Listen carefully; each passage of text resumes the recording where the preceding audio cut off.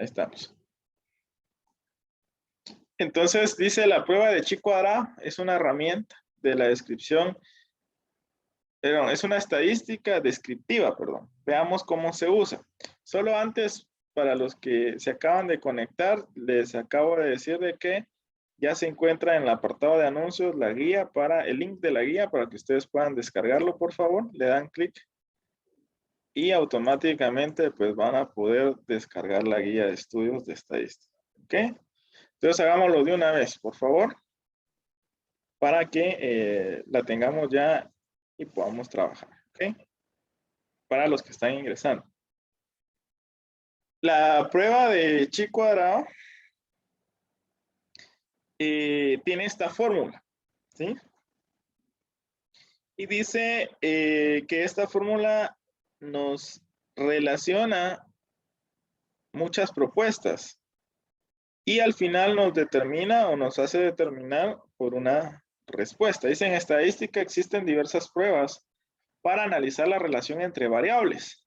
Las variables nominales son las que permiten relaciones de igualdad y desigualdad, como por ejemplo, dice el género. En este caso dice, en este artículo conoceremos una de las pruebas para analizar la independencia entre variables nominales o superiores, la cual es la prueba de chi cuadrado, a través del contraste de hipótesis, pruebas de bondad de ajustes, etc. ¿Qué es la prueba de chi cuadrado? La prueba de chi cuadrado, o también llamada y cuadrada o x cuadrado, se encuentra dentro de las pruebas pertenecientes a la estadística descriptiva. Concretamente, la estadística descriptiva aplicada al estudio de dos variables, por su parte, la estadística descriptiva se centra en extraer información sobre la muestra. En cambio, la estadística inferencial extrae información sobre la población. Ese pedazo, ese párrafo nos está explicando de que la prueba de chi cuadrado va a ser un análisis sobre la muestra, porque es parte de la estadística descriptiva, y la estadística inferencial extrae información, pero de la población. ¿Qué quiere decir eso? Que, por ejemplo, voy a hacer un estudio general, por ejemplo, sobre las personas que han sido vacunadas. Sería un tema de la actualidad. Entonces, como información o como estadística inferencial, yo voy a hacer el estudio de toda la población que ya ha sido vacunada.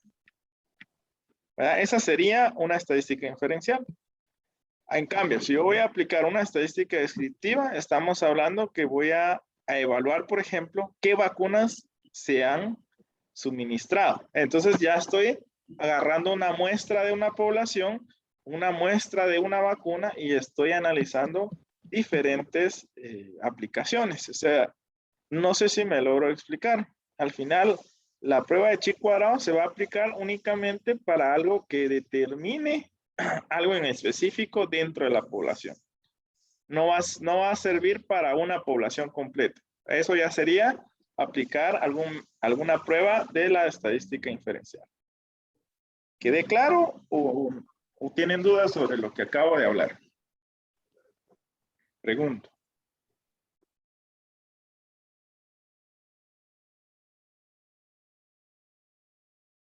¿No? ¿Estamos claros ahí? Sonia, Celeste, que son las que más han hablado. No hay dudas, ¿verdad? Soy arquitecto. Celeste, buenos días. No hay dudas. Ahí se va. Bueno. Los demás, yo espero que no hayan dudas. A ver, Merlin, ¿estamos claros, Merlin?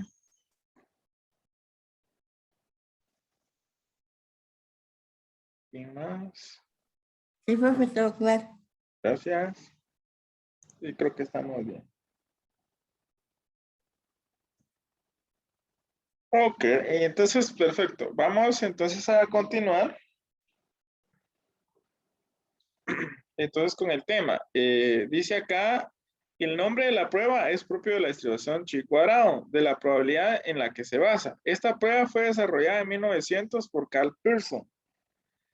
La prueba de chi cuadrados es una de las más conocidas y utilizadas para analizar variables nominales y cualitativas, es decir, para determinar la existencia o no que hay entre la independencia entre dos variables. Que dos variables sean independientes significa que no tienen relación y que por lo tanto una de la otra ni viceversa. Así como en el estudio de la independencia se origina también un método para verificar si las frecuencias observadas en cada categoría son compatibles con la independencia entre ambas variables. Suena un poco confuso, pero vamos a ir bien. ¿Cómo se obtiene la independencia entre variables? Para evaluar la independencia entre variables se calculan los valores que indicarían la independencia absoluta, lo que se denomina frecuencias esperadas, comparándolas con las frecuencias de la muestra. Como es habitual, la hipótesis nula indica que ambas variables son independientes, mientras que la hipótesis alternativa indica que las variables tienen algún grado de asociación o de relación. Correlación entre variables. Así como en otras pruebas, para el mismo fin, la prueba chi cuadrado se utiliza para ver el sentido de la correlación entre dos variables nominales o de un nivel superior. Por ejemplo, la podemos aplicar si queremos conocer si existe relación entre el sexo, ya sea hombre o mujer, y la presencia de ansiedad, ya sea si sí o si no. Para determinar este tipo de relaciones existe una tabla de frecuencias, la cual vamos a consultar, que también para otras pruebas, como por ejemplo el coeficiente Q de Joule, se utiliza. Si las frecuencias empíricas o las frecuencias teóricas o esperadas coinciden, entonces no hay relación entre las variables, es decir, estas son independientes. En cambio, si coinciden, no son independientes. Existe relación entre las variables, por ejemplo, entre X y Y. ¿Qué consideraciones debo de tener? Dice, la prueba de chi cuadrado, a diferencia de otras pruebas, no establece restricciones sobre el número de modalidades de variables y no es necesario que el número de filas y el número de columnas de las tablas coincidan. Sin embargo, sí es necesario que se aplique a estudios basados en muestras independientes y cuando todos los valores esperados sean mayores de 5. Como ya hemos mencionado, los valores esperados son aquellos que indican la independencia absoluta entre ambas variables. Además, para utilizar la prueba chi cuadrado a nivel medida, debe ser nominal o superior. No tiene un límite superior, es decir, no nos permite conocer la intensidad de la correlación. Dicho de otro modo, el chi cuadrado toma valores entre 0 e infinito. Por otro lado, si aumenta la muestra, aumenta el valor de chi cuadrado. Pero debemos ser cautos en su interpretación porque eso significa que haya más relación. Distribución de la chi cuadrada. Dice, la prueba chi cuadrado utiliza una aproximación a la distribución chi cuadrado para evaluar la probabilidad de una discrepancia igual o mayor que la que exista entre los datos y las frecuencias esperadas según la hipótesis nula. La exactitud de dicha evaluación dependerá de que los valores esperados no sean muy pequeños y en menor medida de que el contraste entre ellos no sean muy elevados. Correlación de Yates. La correlación de Yates es una fórmula matemática que se aplica con tablas de 2×2 y con una frecuencia teórica pequeña, menos de 10, para corregir los posibles errores de la prueba chi cuadrada. Generalmente se aplica la correlación de Yates o también correlación por continuidad cuando una variable discreta se aproxima a una distribución continua. Contraste de hipótesis. Además de la prueba de chi cuadrado, pertenece a las llamadas pruebas de bondad, de ajustes o contrastes, que tiene el objeto de decir si puede aceptarse la hipótesis de una muestra dada o si procede de una población con una distribución de probabilidades totalmente específica. En la hipótesis nula. Los contrastes se basan en la comparación de las frecuencias observadas. Frecuencias empíricas. en la muestra con que aquellas que cabría esperar frecuencias teóricas o esperadas si la hipótesis nula fuera cierta. Así, la hipótesis nula se rechaza y si existe una diferencia significativa entre la frecuencia observada y las esperadas. ¿Cómo funciona? Ya vamos a entrar a materia en números. Dice, como hemos visto, la prueba chi cuadrado se utiliza con datos pertenecientes a una escala nominal o superior. A partir de chi cuadrado se establece una hipótesis nula que postula una distribución de probabilidades específica como el modelo matemático de la población que se ha generado de la muestra. Una vez tenemos la hipótesis, debemos realizar el contraste y para ello disponemos de los datos de una tabla de frecuencias. Se indican las frecuencias absolutas observadas o empíricas para cada valor o intervalo de valores. Entonces, suponiendo que la hipótesis nula es cierta, para cada valor o intervalo de valores se calcula la frecuencia absoluta que cabría esperar o frecuencia esperada. Interpretación. La estadística chi cuadrado tomará un valor igual a 0 si existe concordancia perfecta entre las frecuencias observadas y las esperadas. Por contra, estadístico tomará un valor grande si existe una gran discrepancia entre estas frecuencias y consecuentemente se deberá rechazar la hipótesis no. Ok, esta es la tabla que vamos a estar trabajando para esta hipótesis. Entonces, es importante que nosotros generemos pues importancia en cuanto a cómo utilizar. Ok. De este lado, ustedes van a encontrar en esa fila que acabo de marcar los grados de libertad, perdón, estos van a ser los grados de tolerancia que vamos a estar trabajando, que van desde el 0.001 hasta el 0.1, ¿verdad? Entonces sí es importante que lo tomemos en cuenta.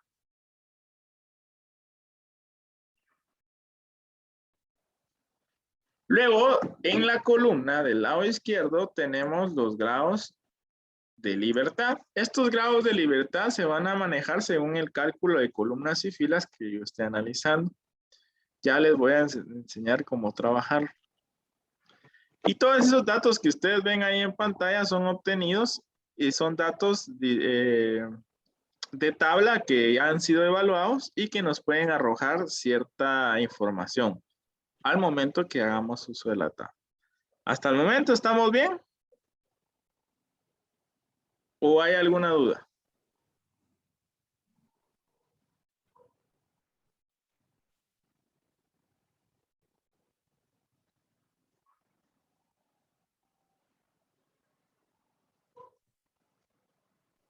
Pregunto. Sí, vamos bien, ¿verdad? Sí, profe. Ok, gracias. Entonces entramos en detalle, entremos en materia. Vamos a la siguiente hoja. No nos va a dar tiempo, así que les coloqué acá un ejemplo. Ejemplo, tema 1, dificultad media, dice chi cuadrado. Ejemplo, la siguiente tabla refleja la cantidad de estudiantes según la calificación obtenida en matemática de 2 universidades. Primero, los datos cuando se les den muchas veces o se les dan en tablas o ustedes tienen que armar la tabla, ¿sí? En este caso, la información que nos dan dicen que es sobre estudiantes que reflejan una calificación en el curso de matemáticas en 2 universidades. Entonces, ¿cómo tenemos que analizar lo que nos está diciendo? Primero, aquí están las 2 universidades, la Universidad UBA y la Universidad UP. Y dice que están calificando o están denominando esa calificación como deficiente, como regular y como bueno. Y dentro de cada uno están la cantidad de estudiantes. Por ejemplo, en la Universidad UBA hubo una cantidad de 5 estudiantes que fueron deficientes. En la UP fueron 20, ¿sí? En regular en la UBA fueron 11, en regular en la UP fueron 32, y como bueno dice que en UBA hubieron 7 y en la Universidad UP hubieron únicamente 3. Así es como me lo están planteando. Acá abajo me hacen la pregunta. Muchas veces puede que venga y puede que no. ¿Influye el tipo de universidad en la calificación obtenida? Y nos dan un margen de error. Este margen de error siempre nos lo van a dar. Ese sí no se calcula, ese nos lo dan. Ese margen de error evalúa que nuestra respuesta puede tener ese 5% de variabilidad en este caso. Entonces, pregunto, ¿creen ustedes, viendo los resultados ahí en pantalla, creen ustedes que influye la universidad en los resultados? Así a simple vista.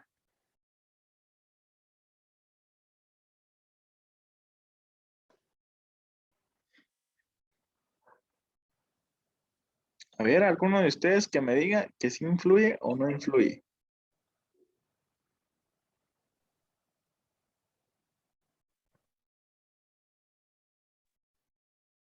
Yo pienso que no. ¿Quién dijo que no? Yo, Tony. Sonia. Va. Sonia dice que no. Vamos a ver, ¿quién más? Profe, yo pienso que sí. Rosa dice que sí. Sí influye. A ver, ¿quién más? Yo pienso que sí, ¿no? Sí, no dice Celeste.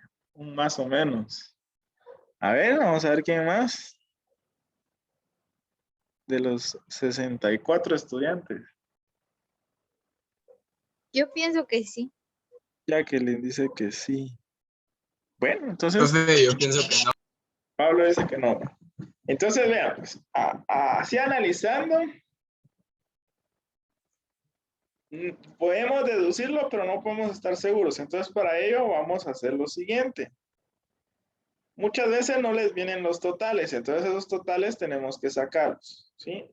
Para ello, sumamos la fila, ¿verdad? Y aquí colocamos totales de fila.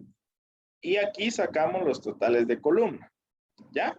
Entonces, por ejemplo, si necesito fila, sumo 5 más 11, más 16, más 7, 23.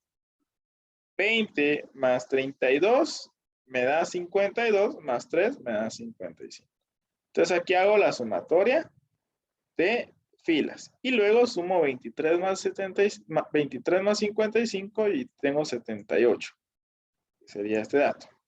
Hago la sumatoria de columnas, entonces me queda 5 más 20, me queda 25, 11 más 32 me queda 43 y 7 más 3 me queda 10.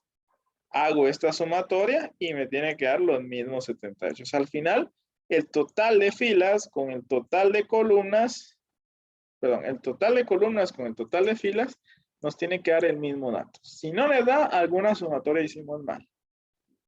Hasta ahí estamos claros, ¿verdad? Sí, profe. Gracias. ¿Cómo vamos a calcular los grados de libertad? Es lo primerito que vamos a hacer si no nos lo dan. El margen de error ya les dije yo que esto siempre me lo van a dar. Puede ser el 0.05, el 0.005, o sea, ese margen de error donde está en la tabla es este, miren. Es este que estamos viendo acá. Este es el margen de error. ¿Ok? Entonces, ahorita tentativamente estamos en el 0.05 acá, en esta columna ahí vamos a estar, ¿verdad? Entonces, ahí voy a ver los margen de error o de tolerancia. Ese es el otro nombre que recibe, de error o de tolerancia. Entonces, en este caso, ¿cómo voy a calcular los grados de libertad? Nos dan la fórmula. Y la fórmula nos dice que va a ser el número de filas rojo, número de filas menos 1. Eso multiplicado por el número de columnas menos 1. ¿Sí? Entonces así encuentro los grados de libertad. ¿Qué quiere decir entonces? ¿Cuántas filas tenemos? Tenemos 1 y 2 filas. Entonces aquí está el 2. Menos 1 que es de la fórmula, ¿verdad? Eso multiplicado por el número de columnas. ¿Cuántas tenemos? Deficiente, regular y bueno. ¿Cuántas columnas son? 3. ¿Verdad? Eso menos este 1 que está acá, que es de fórmula. Entonces, 2 menos 1 me da 1. Y 3 menos 1 me da 2. Y al final, 1 por 2, ¿cuánto me da? 2. Entonces voy a trabajar con 2 grados de libertad y un margen de error del 0.05. Hasta ahí, vamos bien, ¿verdad? Sí, profe. Va. Entonces, veamos.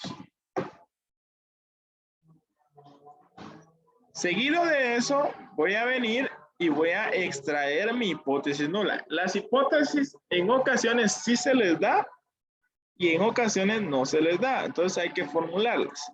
Primero, ¿de dónde saco las hipótesis? Las hipótesis las voy a generar a partir de mi pregunta. Entonces, si se dan cuenta, aquí está la pregunta. ¿Influye el tipo de universidad en la calificación obtenida? La hipótesis nula. O sea, quiere decir nula, quiere decir que no. Quiere decir que no va a influir el tipo de universidad.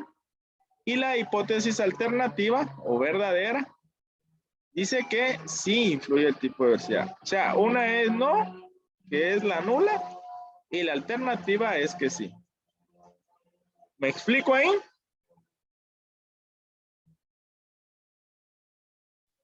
Sí, profe. Perfecto. Como les digo, en ocasiones se les da, en ocasiones las tienen que formular. Y empezamos a trabajar esta serie de cálculos que aparecen acá en pantalla. Solo voy a poner esto aquí.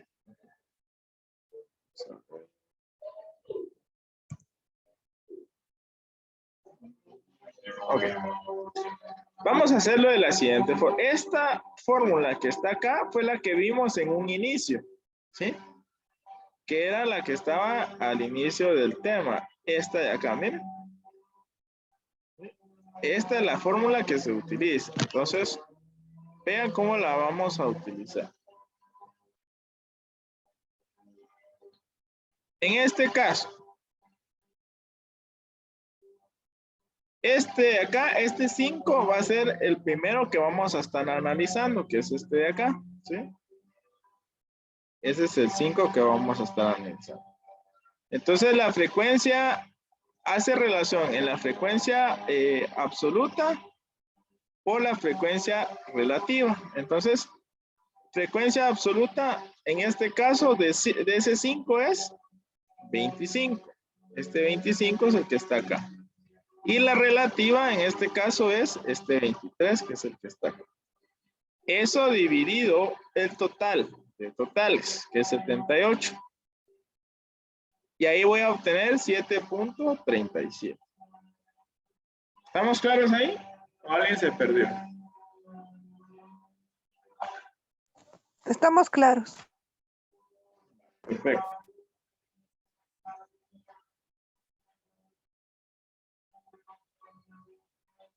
Eso es en el caso del primero, ¿verdad? Solo permítanme un segundo. Permítanme un segundo.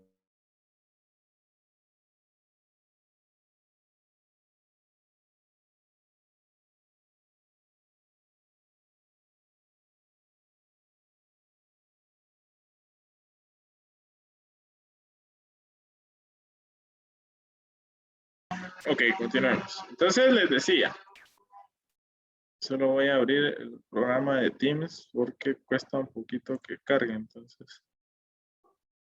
Ahí estamos. Luego, pues ya lo hice con el 5, paso a hacerlo con el 11, ¿sí? Que es el que está acá. Entonces lo mismo, frecuencia absoluta 43, frecuencia relativa 23. ¿Verdad? Que es lo que está acá. Eso dividido 78. Y obtengo este dato. Luego paso y lo hago con el 7.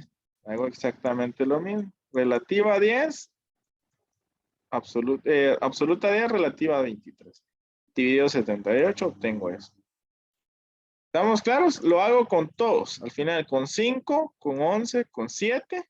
Luego paso con 20, con 32 y con 3. Entonces voy a obtener al final 6 resultados. ¿Ok? Profe, Eso una se- pregunta. Ajá. Una pregunta. Siempre se va a usar el 23, el primer total. El 23. Sí, porque está se va a usar el 23 porque está haciendo uso del 5, del 11 y del 7. Entonces siempre van a usar el 23. Cuando empiecen a hacer el 20, el 32 y el 33, ahora va a ser con el 55. Y es este caso, mira. ¿Ya? Sí, entendí. Ok, muy bien. Entonces, de esa manera. Ya no nos va a dar más tiempo, entonces lo vamos a dejar hasta acá y yo voy a continuar explicando la próxima semana. Como siempre, ya espero ya hayan podido descargar la guía, ya les expliqué que estaba en anuncios y nos vemos entonces la próxima semana. Coloquen su nombre completo, grado y carrera para registrar su asistencia. Cuídense.